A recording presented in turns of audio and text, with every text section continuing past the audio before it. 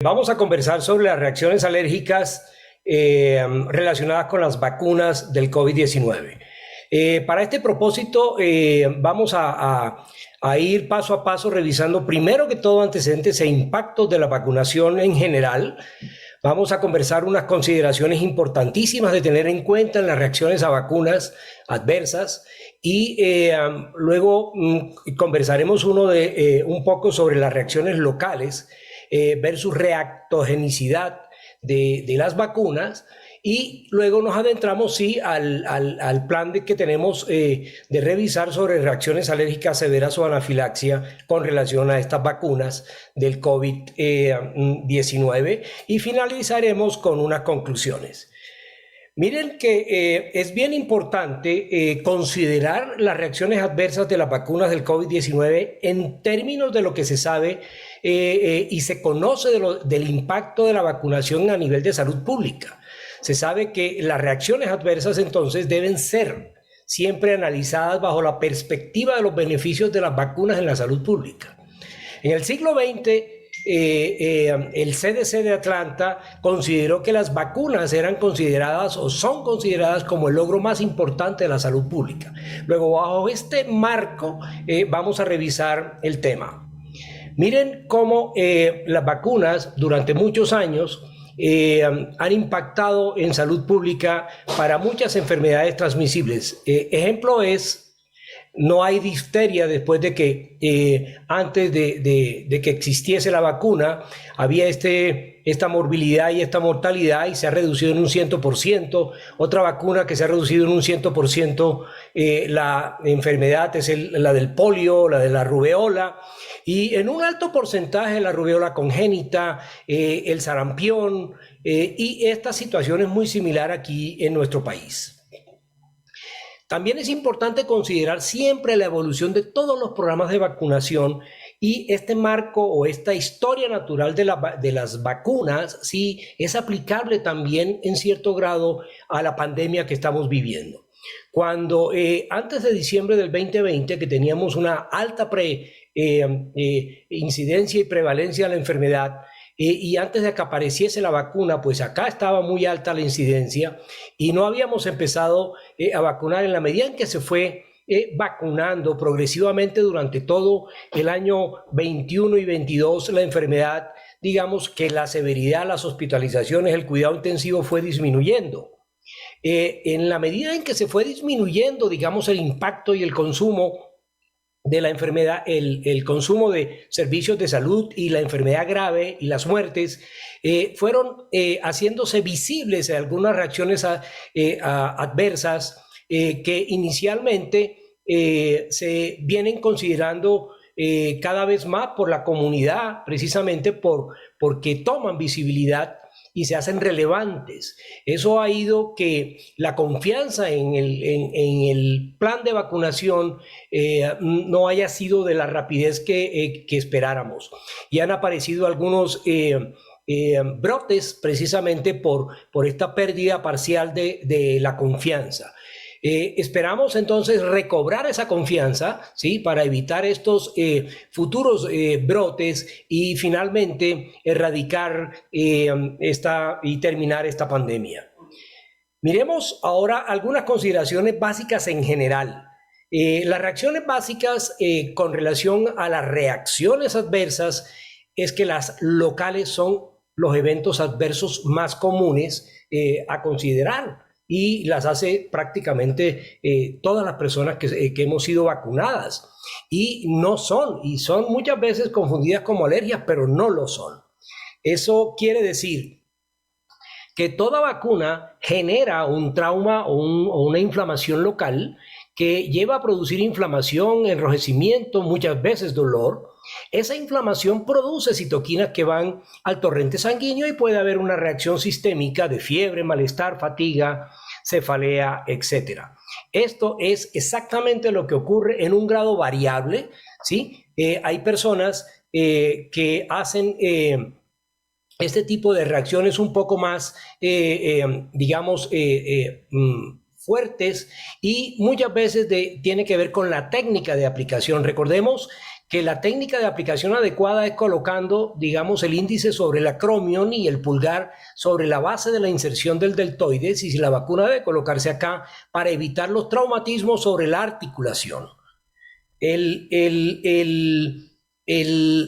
esquema que nosotros aplicamos para evaluar estas respuestas o estas reacciones adversas locales es muy individual, ¿sí? No solamente depende de dónde el sitio donde se coloque la vacuna, sino la longitud de la aguja, por ejemplo, la rapidez con que se administre. Es importante tener en cuenta que no se debe aspirar para evitar dolor, y lo más importante son los factores del huésped, en donde priman, ¿sí?, básicamente el estrés.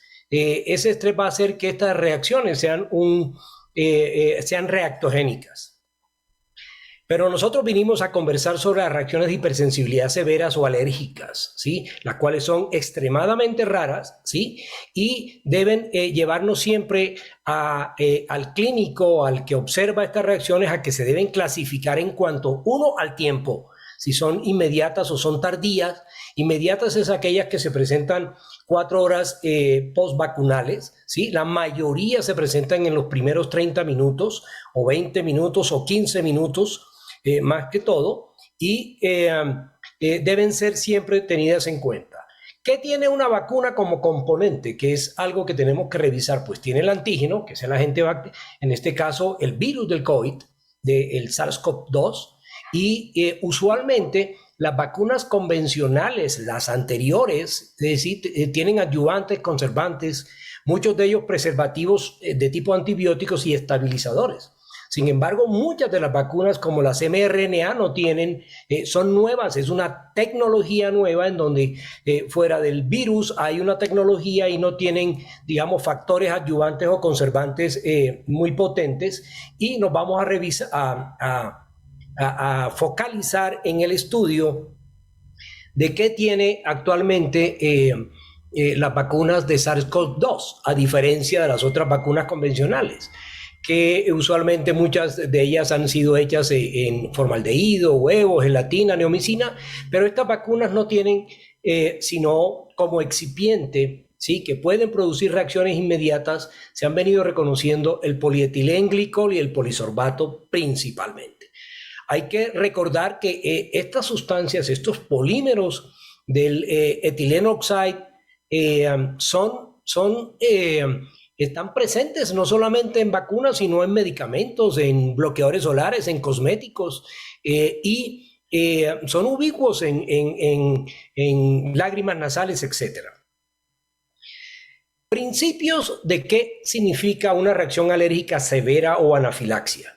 Lo primero que ocurre para poder caracterizar adecuadamente un evento anafiláctico es que se cumplan estos dos criterios. Uno, que el inicio sea en las primeras minutos o horas, 4, que haya un compromiso de la piel o de la mucosa, como vemos aquí, ¿sí?, y caracterizado por enrojecimiento, prurito, ronchas, principalmente, y más el compromiso respiratorio. Este compromiso respiratorio puede ser alto y bajo. Alto cuando hay estridor, dificultad y sensación de choking, y el compromiso respiratorio bajo como tos, sibilancias, broncoespasmo. O entonces es una más el componente respiratorio o el componente cardiovascular, manifestado muchas veces por hipotensión.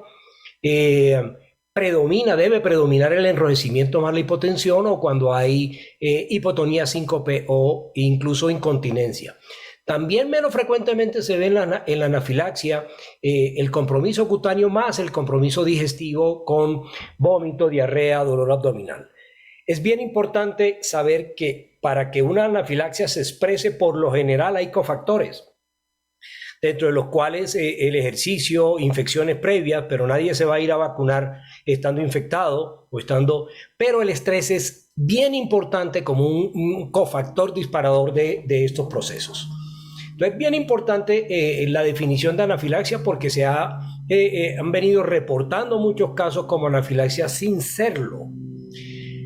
Revisemos entonces las vacunas COVID-19 y alergias. Son raras, pueden causar miedo, obviamente, y ansiedad sustancial en la población, lo cual podría llevar a una desmotivación y resistencia a la vacunación. No todas las reacciones inmediatas que ocurren, ¿sí?, con relación a las vacunas son alérgicas, muchas de ellas, la mayoría son no alérgicas.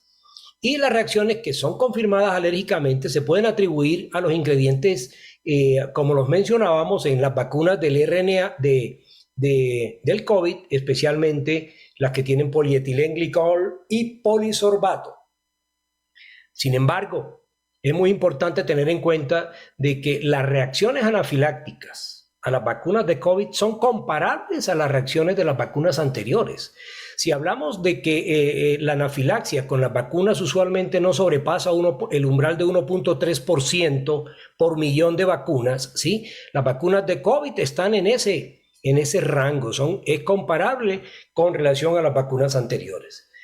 Bien importante mencionar pues que existen en esencia 3 plataformas de uso en Colombia. La vacuna de la mRNA, Pfizer y Moderna, en donde pues se incluye el mRNA en unas nanopartículas lipídicas, las vacunas producidas en vectores, como Astra y Janssen y las atenuadas como Sinovac y otras que van a venir. Es importante tener en cuenta que nos vamos a concentrar en PEG y polisorbato como posibles componentes de esos excipientes que producen reacciones inmediatas. Ahora, como mencionábamos acá, las vacunas de mRNA, principalmente el polietilenglicol en este peso molecular, 2000, ¿sí? Y los otros excipientes no son considerados, mientras que en el adenovirus aquí vemos que es el polisorbato. Los mecanismos. Muchos de estas sustancias que tienen estos lípidos en forma de nanopartículas para proteger, de PEG, de polietilenglicol, para cubrir el mRNA, pueden haber incitado al sistema inmune previamente desde el punto de vista alérgico con IgE rarísimo. ¿Sí? Si en los estudios de revisión epidemiológicos en los Estados Unidos no hay descrito más de 4 casos de alergia previamente a la vacuna producida por el polisorbato. Yo nunca he visto, o por el PEG, yo nunca he visto esto antes. Y he hecho la pregunta a gastroenterólogos, a oftalmólogos, no ha habido reacciones. También puede haber una inducción de esa vacuna mRNA, de ese PEG, induciendo al sistema inmune anormalmente, ¿sí? Digamos como excitando bruscamente al sistema inmunológico o a través de la activación del complemento sérico. Es bien importante saber que el mastocito, que es la célula principal, el eje de la anafilaxia, puede ser producido por anticuerpos IgE, pero también por sustancias que activan directamente al mastocito, como opioides y muchas veces los AINES. Estos pacientes muchas veces han tomado analgésicos o antiinflamatorios previamente, y iría a confundir una reacción alérgica al medicamento versus a una reacción a la vacuna. Entonces, ¿qué hacemos? ¿Cómo evaluamos a estos pacientes? ¿Cómo evaluamos a estos pacientes que hacen reacciones a vacunas? Pues básicamente es establecer en tiempo si es inmediato o tardío. Nos vamos a focalizar en esto. Si la reacción es del tipo de IgE, si tiene las características clínicas de un proceso inflamatorio IgE que está produciendo una anafilaxia, o es no IgE mediada, y le vamos entonces a empezar a evaluar qué tipo de síntomas y signos tienen, y ir elaborando con una historia clínica detallada, que ahora la vamos a mencionar, un posible caso de anafilaxia IgE o no IgE mediada, y evaluar si esa anafilaxia compromete signos vitales o cambios que se puedan documentar por el laboratorio, lo cual ya sería para programas de investigación, y buscar los mecanismos precisamente para hacer más seguras estas vacunas. Miren que muy a principio del inicio de las vacunas, en los primeros meses, diciembre, enero, febrero, se empezaron entonces a establecer y a buscar si por medio de la estratificación del riesgo que se obtiene, que hace el clínico a través de la historia clínica, se plantearon estas 4 preguntas. Se le hacía al paciente la historia, usted tiene historia de reacción alérgica severa a medicamentos inyectables previos, intravenosos o intramuscular o subcutáneo. ¿Tiene usted historia de alergia severa a vacunas previas? ¿Tiene usted reacciones alérgicas severas a otros alergenos como venenos, látex, medicamentos? ¿Sí? Y la cuarta, es quizás la más importante, ¿usted ha tenido historia de reacciones al polietilenglicol o al polisorbato? Entonces son 4. Si la respuesta es sí a la respuesta 4, entonces uno dice, muy probablemente va a requerir confirmar si esa anafilaxia es potencialmente IgE mediada y uno procede a clasificarlo como de alto riesgo y el alergólogo entra a jugar un papel bien importante, como les vamos a mencionar ahora más tarde. Si ese paciente responde sí a las primeras 3 preguntas, ¿sí? El potencial de la anafilaxia con el PEC es muy reducido y pues en los primeros meses de las experiencias con las vacunas se hacían que estos pacientes esperaran más para observarlos mejor. Ahora vamos a ver que ya eso no influye mucho. Y los pacientes que tenían una respuesta negativa a estas 4 preguntas, pues se procedía a la vacuna. La mayoría de estos pacientes, en los primeros 3 o 4 meses, a nivel mundial, si tenían historia previa y contestaban y que tenían reacciones anafilácticas a la pregunta 4, pues no se vacunaban o se buscaba otra plataforma para vacunarlos.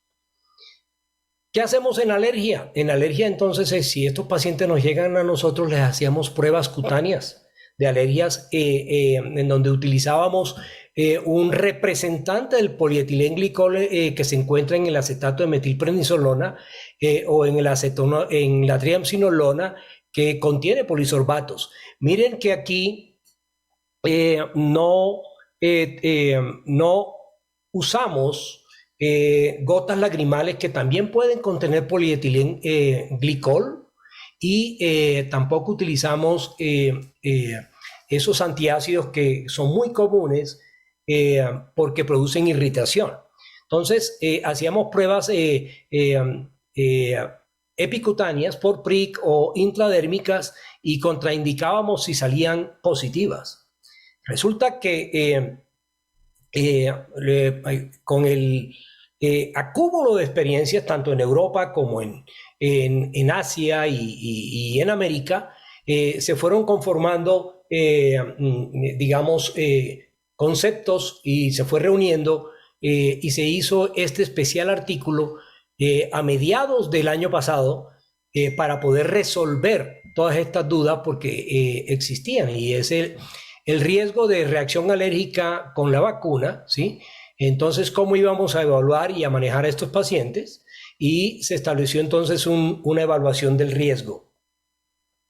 La primera pregunta que nos hacíamos es, ¿cuál es el riesgo de que una reacción alérgica grave, incluida la anafilaxia, ocurriese con la vacuna del SARS-CoV-2 en un paciente sin antecedentes? Y la respuesta es muy, muy raro. El riesgo es muy bajo y la recomendación fue muy fuerte, de alta certeza, en donde se podía recomendar la vacunación, ¿sí? Y no evitarla. Otra observación es que con la respuesta global de esta pregunta, de que no había de que el riesgo es muy mínimo, se desaconsejó también las observaciones prolongadas en aquellos que tenían una historia variable, porque no agregó a la estratificación del riesgo. Luego vino quizá la pregunta más importante, que es si se podía administrar las vacunas a una persona que tuviese ya una reacción alérgica con su primera dosis, ¿sí?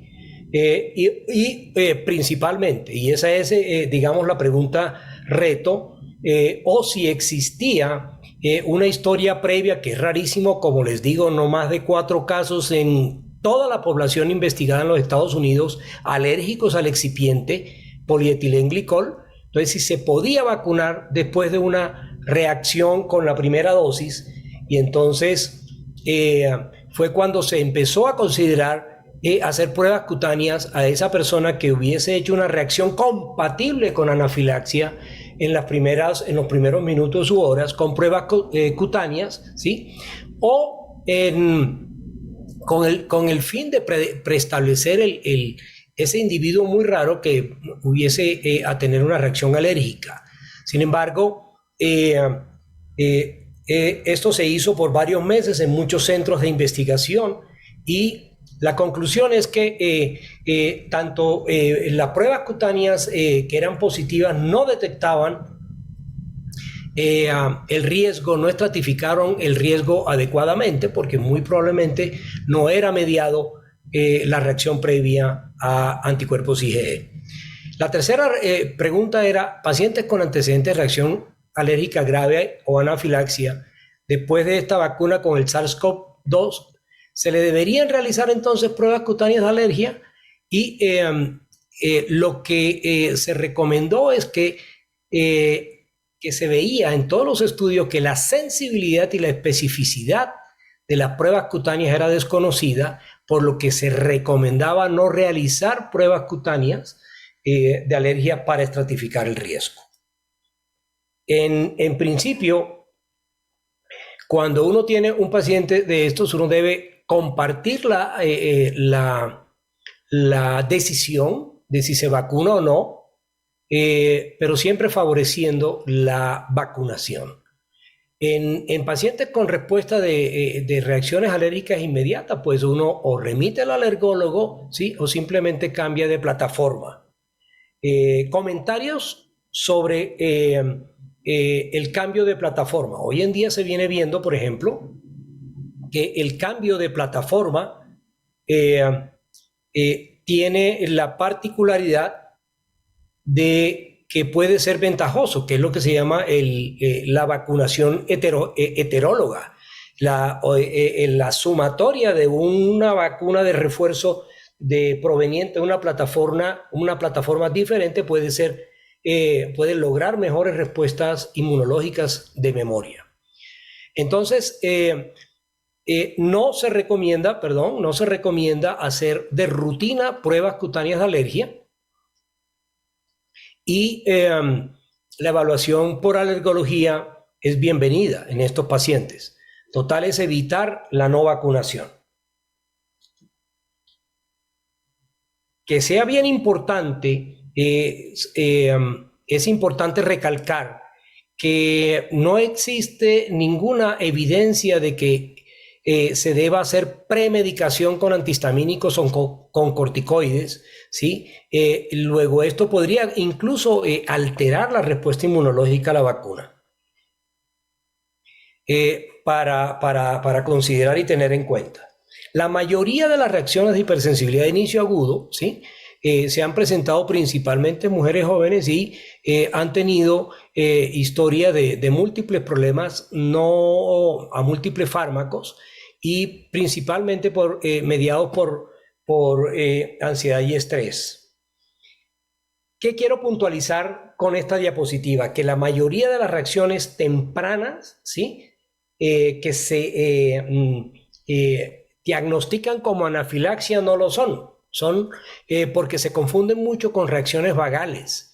Recordemos muy bien qué es una reacción vagal, debemos tenerlo en cuenta, que puede iniciar muy rápidamente después de la inyección, pero usualmente estos pacientes no hacen sibilancias como la anafilaxia común y corriente, sino que hacen hiperventilación y usualmente hacen más bradicardia junto con hipotensión y menos taquicardia, pero esto sí es bien importante, el color de la piel.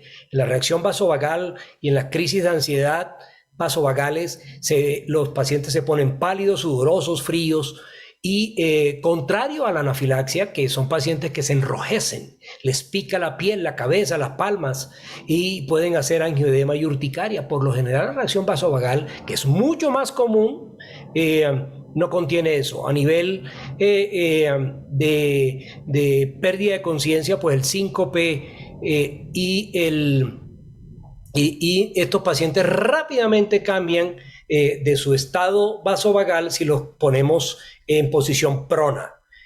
Contrario a lo que ocurre con anafilaxia, que muchas veces no responden a la colocación prona del paciente. Entonces, en resumen y en conclusiones, la frecuencia de la anafilaxia en las vacunas COVID-19 es comparable con las vacunas comunes y corrientes que se aplican todos los días. La anafilaxia obviamente puede ser no IgE mediada, o sea que la persona no tiene historia de anticuerpos IgE contra la vacuna ni contra el excipiente, y que eso puede ser a través de una activación del mastocito directo o activación del complemento directo, reacciones aún no muy bien claras. Usualmente se atribuyó esa anafilaxia en los primeros meses al polietilenglicol y al polisorbato. Sin embargo, y lo que nos llevó y nos impulsó a hacer pruebas cutáneas con el PEC y con el polisorbato en personas con historia de reacción inmediata con la primera dosis, pero muy rápidamente en estudios grandes se estableció de que aún aquellos con pruebas positivas no se predecía, no había una estratificación del riesgo adecuado para una segunda dosis. Las reacciones cutáneas inmediatas, por ejemplo, esas que presenta el paciente como urticaria, calor, angioedema y rash, usualmente no recurren en la mayoría de los pacientes que han sido estudiados en grandes cohortes. La anafilaxia se confunde mucho con reacciones vagales, la cual es muchísimo más frecuente, y tenemos que ser muy claros como clínicos en diferenciar, en hacer el diagnóstico diferencial. El tiempo de observación por más de 15 minutos parece que tampoco ayuda mucho y no se recomienda en principio. Si hay algún, digamos, temor, estas vacunas deben ser colocadas en sitios donde haya forma de tratar un proceso agudo, inmediato o anafiláctico. No se recomienda premedicación con antihistamínicos ni corticoides.